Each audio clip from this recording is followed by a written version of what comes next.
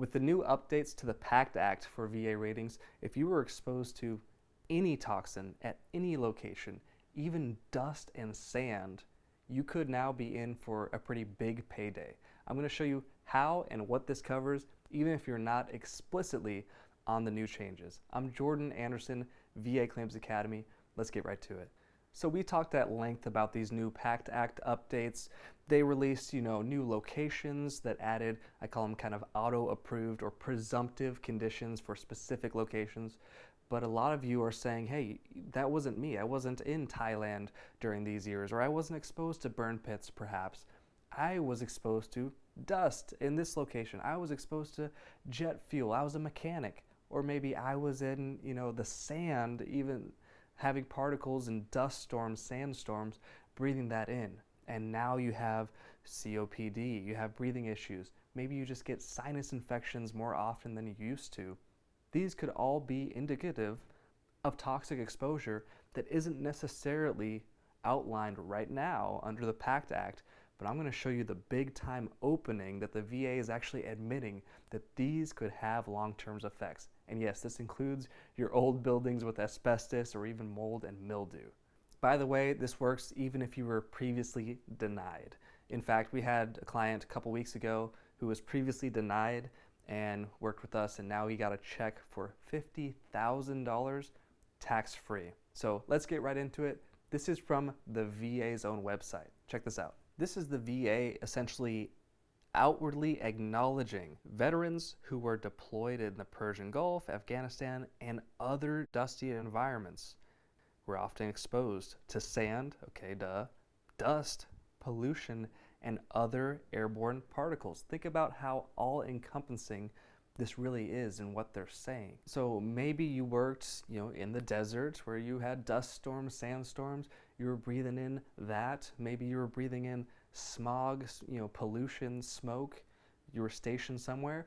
Or maybe you were stationed stateside and you had one of the old buildings with the asbestos, perhaps mold and mildew. All of this exposure is going to be acknowledged now by the VA, which leaves a huge opening. Again, if you're someone who has breathing issues or even skin conditions, the VA right here in this article acknowledges that this can cause skin irritation as well. So what does this mean for you in practice? So what if you were previously denied? The VA is telling you that you can submit a supplemental claim for reasons by which, hey, the law has changed. There's a new update. So even if you don't have new and relevant evidence, you can do a supplemental claim if the law changes for your denied condition. So let's get into some action steps here so that way you can get some instant momentum on your claim today. The first thing you're going to want to do is obviously document your exposure. You want to get it on record because most of us know that our military records aren't very detailed if they exist at all, right? You're going to want to get a VA toxic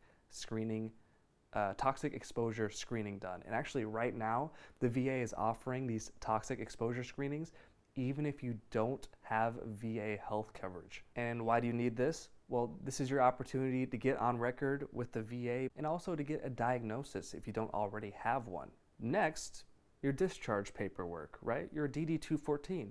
Oftentimes, if it's done correctly, it'll have records of your duty locations, where you were, maybe where you were deployed.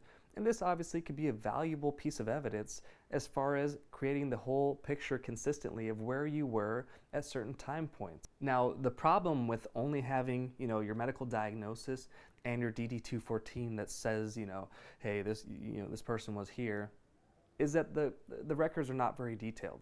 Your DD-214 is not going to say, hey, this airman, this Marine was here and in this building and was exposed to this asbestos, and here's what the building looked like, and it doesn't have that, right? So there's a lot that you need to fill in as far as painting a picture for your VA rater that's going to say what you were exposed to, what you experienced, and this is only something that you know best. You know the best, so the best way to convey that is through lay evidence. Particularly, again, this is number 3, you want to file an ironclad personal statement. And this is crucial because really no one else is going to paint the picture the way that you can. No one else is going to do it for you. This is the one time to accurately describe the situation and the environment that you were in. The exposures that you had, what you were breathing in and day out, and it can be a make or break for your claim. We see it all the time.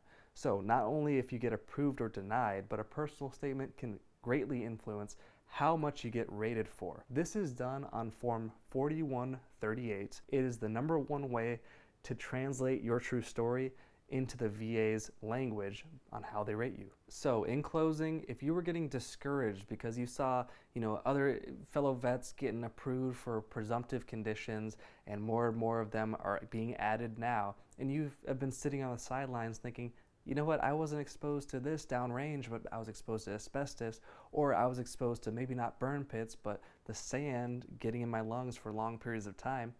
Don't feel discouraged because, again, the VA is opening this up. They are acknowledging on their own website that this has real effects and implications on your health long term. So now is the time. You want to go ahead and get started with your claim. Create that intent to file today. If you feel like you've been exposed to toxic, environment, get that free screening from the VA again, even if you are not enrolled in VA healthcare currently. Ladies and gentlemen, I hope this has been helpful. If this was a help to you, hit that thumbs up button on your way out and share this with someone who needs it. Otherwise, I'll see you in the next one. Cheers.